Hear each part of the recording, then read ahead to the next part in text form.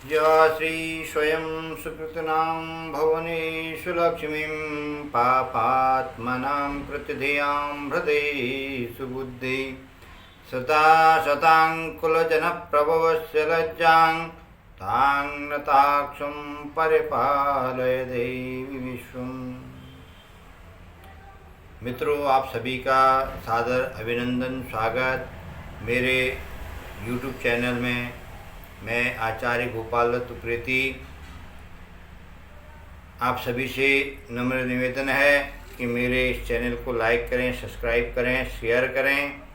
मैं आपको हमारे सनातन के आने वाले पर्व, तिथियां और शास्त्रोक्त विधान के अनुसार उनका जो नियम है उसको मैं आपको अवगत कराता रहूं, तो जिससे आपके पास समय पर हमारी वीडियो पहुंचें तो आप जो है सब्सक्राइब करें और लाइक करें, अपने मित्रों को शेयर करें और विशेष करके अपने बच्चों को जो है अवश्य सुनवाएं, क्योंकि सभी धर्म के बच्चों को अपने धर्म की जानकारी होती है, हमारे बच्चों को हमारे धर्म की जानकारी नहीं होती है। तो इसलिए जब तक आप अपने बच्चों को बताएंगे नहीं तो कैसे सीखेंगे। तो आपको खुद ही नहीं पता होता है तो आप बताएंगे कैसे। तो आप कम से कम, आपको एक मार्ग मिला है, उस मार्ग पर चलने का प्रयत्न करें। सभी सनातनियों से मेरा नम्र निवेदन है और विशेष करके यंगस्टर जितने भी हैं उनको अपने धर्म के बारे में जानना चाहिए, जिससे उनको कोई गुमराह न कर पाए। तो यही मेरा प्रयास है कि आपको शास्त्रोक्त विधान से मैं जो है कोई भी चीज़ बताने का प्रयास करता हूँ। आज मैं आया हूँ 24 तारीख को, 24 अक्टूबर 2024 को अहोई 8वां अष्टमी का व्रत है। तो इस व्रत के बारे में आपको अवगत कराने के लिए आया हूँ। यह व्रत माताएं करती हैं, तो इस व्रत में जो विधि है, जो कथा है, मैं आपको बताने के लिए आया हूँ। तो इस व्रत की कथा और विधि आप जानें, और जो माताएं इस व्रत को करती हैं, जो बहनें इस व्रत को करती हैं, तो इनके बारे में जिनको पता हो तो अच्छी बात है, जिनको पता नहीं है तो मैं आपको अवगत करा दे रहा हूँ। आप उस विधि से करें। यह जो है कार्तिक मास की अष्टमी को यह व्रत किया जाता है और दिवाली से 7 दिन पूर्व ही ये व्रत पड़ता है। इस व्रत को स्त्रियां जिनके संतान होती हैं, बच्चों की माँ दिन भर व्रत रख करके सायंकाल पर दीवार पर अष्टकोष्ठक से अहोई की पुतली बनाते हैं। आजकल तो अहोई माता बनी बनाई मिल जाती हैं। उस चित्र को मंगवा करके दीवार पर लगाएं और तथा पूजन करके सूर्यास्त के बाद तारे निकलने पर अहोई माता की पूजा करने से पहले पृथ्वी को पवित्र करके चौका पूज करके और चौके के ऊपर लोटा जल भर करके पटले पर कलश की भांति रख करके पूजा करें। अहोई माता का पूजन करके माताएं कहानी सुने। पूजा के लिए माताएं पहले तो जो है एक चांदी की अहोई बना लें, जिसे स्याऊ कहा जाता है, और उससे चांदी के 2 दाने मोती डलवा लें। और जिस प्रकार गले में पहनने के हार या पेंडल जैसे हम पहनते हैं, उसी भांति जो है चांदी की अहोई डलवा लें और डोरे में चांदी के दाने डलवा लें। फिर अहोई को रोली, चावल, दूध व भात से पूजा करें। जल से भरे लोटे पर सतिया बना लें। एक कटोरी में हलवा तथा रुपये बायना निकाल करके रख दें और 7 दाने गेहूं के लेकर के फिर कहानी सुनें। कहानी सुनने के बाद में अहोई जो स्याऊ है, स्याऊ की माला गले में पहन लें। जो बायना निकाल करके रखा है उसे सासू जी के पांव लगा करके श्रद्धापूर्वक उन्हें दे देवें और इसके बाद में जो चंद्रमा को अर्घ्य दे करके भोजन करें। और दीपावली के बाद किसी शुभ दिन में अहोई माता को गले में धारण कर लें। और उसके बाद आप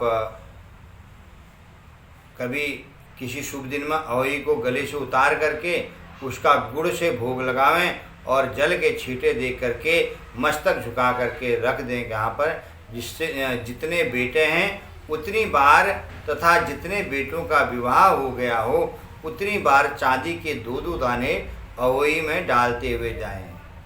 ऐसा करने से अहोई माता प्रसन्न होती है, बच्चों को दीर्घायु करके घर में नित्य नए मंगल करती है। और इस दिन जो है पंडितों को पेठे का दान किया जाता है, जिसके शुभ फल की प्राप्ति होती है। ब्राह्मणों को पेठा दान करें। अब आपको जो है अहोई माता की जो कहानी है उसको मैं सुना देता हूँ। जो माताएं अपने घर पर ब्राह्मण के मुख से जो है अहोई माता की कहानी सुनना चाहती हैं तो वो लोग सुन सकते हैं। तो अहोई माता की कहानी इस प्रकार है। एक साहूकार था जिसके 7 बेटे और 7 बहुएं थी। दिवाली के पहले कार्तिक बदी अष्टमी को 7 बहुएं अपनी इकलौती ननद के साथ जंगल में जाकर के खदान में मिट्टी खोद रही थी। वहाँ पर श्याऊ की माँ थी। मिट्टी खोदते समय ननद के हाथ से श्याऊ का बच्चा मर गया। इससे श्याऊ माता बहुत नाराज हो गई और बोली कि तेरी कोख बांधूंगी। तब ननद अपनी 7 भाभियों से बोली, तुम में से कोई अपनी कोख बंधवा लो। सभी भाभियों ने अपनी कोख बंधवाने से इनकार कर दिया। अब परंतु छोटी भाभी सोचने लगी कि अगर मैं अपनी कोख नहीं बंधवाऊँ तो सासू जी नाराज होंगी। यह सोच करके ननद के बदले मैं छोटी भाभी ने अपनी कोख बंधवा ली। अब इसके बाद उसके जो बच्चा होता वो 7 दिन के बाद 7 दिन का होकर के मर जाता। एक दिन पंडित को बुला करके मेरी संतान 7वें दिन क्यों मर जाती है? तब पंडित ने कहा तुम सुरही गाय की सेवा करो।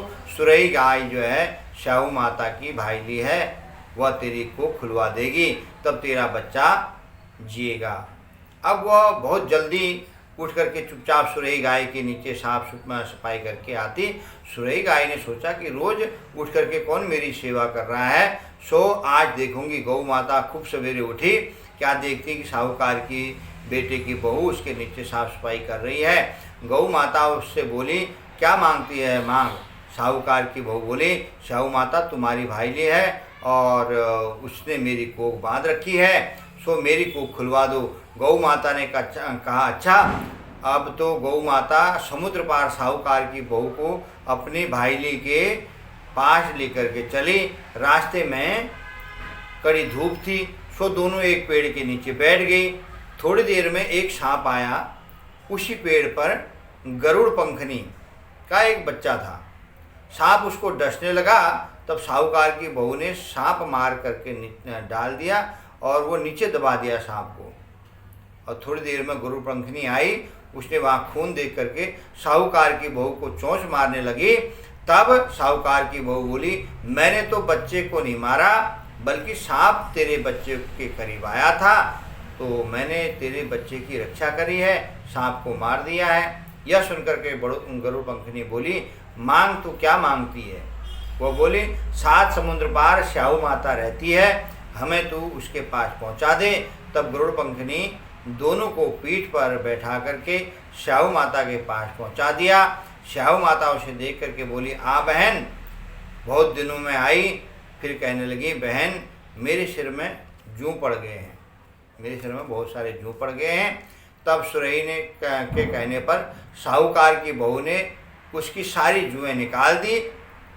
उस पर श्याऊ माता प्रसन्न होकर के बोली, तूने मेरे सिर के बहुत जो है सफाई से सारे जू मार दिए, इसलिए तेरे 7 बेटे और 7 बहुएं होंगी। वो बोली, मेरे तो एक भी बेटा नहीं है, 7 बेटे कहाँ से होंगे? श्याऊ माता बोली, वचन दिया, वचन से फिरी तो धोबी की कुंड पर कंकरी हूँ। तब साहूकार की बहू बोली, मेरी कोख में तुम्हारा पास बंद पड़ी है। मेरी तो यह सुनकर के श्याऊ माता बोली, तूने मुझे ठग लिया, जा तेरे घर पर तुझे 7 बहुएं मिलेंगी, तू जा करके उजमण करियो, 7 अहोई बना करके 7 कढ़ाई करियो। वह लौट करके घर आई तो वहाँ देखा कि 7 बेटे 7 बहू बैठे हैं। वह खुश हो गई। उसने 7 अहोई बनाई, 7 उजमण किए और 7 कढ़ाइयाँ करी। शाम के समय जेठानियाँ आपस में कहने लगी कि जल्दी जल्दी धोक पूजा कर लो, कई छोटे बच्चों को याद करके न रोने लगे। थोड़ी देर में उन्होंने अपने बच्चों से कहा, अपनी चाची के घर जाकर देख आओ कि आज वह अभी तक रोई क्यों नहीं। बच्चों ने आकर के कहा, चाची तो बहुत मार कर रही है, खूब उजमण हो रहा है। यह सुनते ही जेठानियाँ दौड़ी दौड़ी वहाँ आई और आकर के कहने लगी कि तूने कोख कैसे खुलवाई?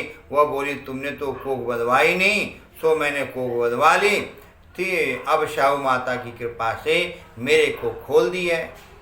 श्याऊ माता जिस प्रकार साहूकार की बहू की कोख खोली, उसी प्रकार हमारी खोलियो। एक कटोरी गेहूँ के दाने लेकर के कहानी सुनना चाहिए। इस दिन मिट्टी में हाथ नहीं डालना चाहिए। यह बोलो अहोई माता की जय। इस प्रकार अहोई माता की ये कथा हुई। और एक ही कथा नहीं पढ़ते हैं, तो इसमें दूसरी कहानी के लिए जो है गणेश जी की कहानी पढ़ देते हैं। तो जब गणेश जी महाराज की एक कहानी आती है, तो एक दिन गणेश जी महाराज एक चुटकी भर चावल लेकर के, एक आधा चम्मच दूध लेकर के घूम रहे थे कि कोई उनकी खीर बना दें। तो सबने मना करा। एक बुढ़िया बोली, ला बेटा मैं बना देती हूँ। और बुढ़िया जो है एक लोटा लेकर के आई दूध के लिए, एक कटोरी लेकर के आई। गणेश जी बोले टप लेकर के आ, तो बुढ़िया टप लेकर के आई, तो वो दूध से भर गया। गणेश जी महाराज बोले कि मैं बाहर जाकर आता हूँ, तब तो खीर बना करके रखना। खीर बन करके तैयार हो गई। अब बुढ़िया माई को बहू के मुंह में पानी आने लग गया। वो दरवाजे के पीछे बैठ करके खीर खाने लगी, तो खीर का एक छींटा जमीन पर गिर गया, जिससे गणेश जी को भोग लग गया। जो थोड़ी देर के बाद बुढ़िया गणेश जी को बुलाने गई, तो गणेश जी बोले कि बुढ़िया माई मेरा तो भोग लग गया। जब तेरी बहू दरवाजे के पीछे बैठ करके खीर खाई, तो एक छींटा जमीन पर पड़ गया था, सो मेरा भोग लग गया। तो बुढ़िया बोली बेटा अब इसका क्या करूं? गणेश जी बोले सारी खीर अच्छी से खा पी करके सबको बांट देना, और जो बचे सो थाली में डाल करके छीके पर रख देना। शाम को गणेश जी महाराज आए, बुढ़िया को बोले कि बुढ़िया मेरी खीर दे दो। बुढ़िया खीर लेने गई, तो उस थाली में हीरे मोती हो गए। गणेश जी महाराज ने जैसे धन दौलत बुढ़िया को दी, वैसे सब किसी को दो। बोलो गणपति महाराज की जय। अब अहोई माता का उज्जमन जो है किस प्रकार करना चाहिए? जिस स्त्री का बेटा हुआ हो अथवा बेटे का विवाह हुआ हो, तो उसे अहोई माता का उज्जमन करना चाहिए। एक थाली में 7 जगह 4-4 पूड़ियाँ रख करके उन पर थोड़ा थोड़ा हलवा रखें। इसके साथ ही एक साड़ी ब्लाउज, उस पर सामर्थ्यानुसार रुपये दे करके थाली के चारों ओर हाथ फेर करके श्रद्धापूर्वक सासू जी के पांव लगा करके वह सभी सामान सासू जी को दे देवें, और तेल तथा रुपये सासू जी अपने पास रख लें तथा हलवा पूरी को वो बांट दें। तो इस प्रकार ये जो है अहोई माता की व्रत की कहानी हुई, आप सबने सुनी। और बोलो अहोई मैया की जय। सब लोग आप जो व्रत करते हैं, जो माताएं, तो उनको अहोई व्रत की बहुत बहुत बधाइयाँ और शुभकामनाएं। और आपको जो दर्शक हैं सबको जो है अहोई व्रत की बहुत बहुत शुभकामनाएं। सबको धन्यवाद, नमस्कार। इसी प्रकार आप नई नई चीज़ों के लिए मेरे चैनल को लाइक सब्सक्राइब करते रहें, और नई नई चीज़ों से मैं आपको अवगत कराता रहूं। जय श्री राम।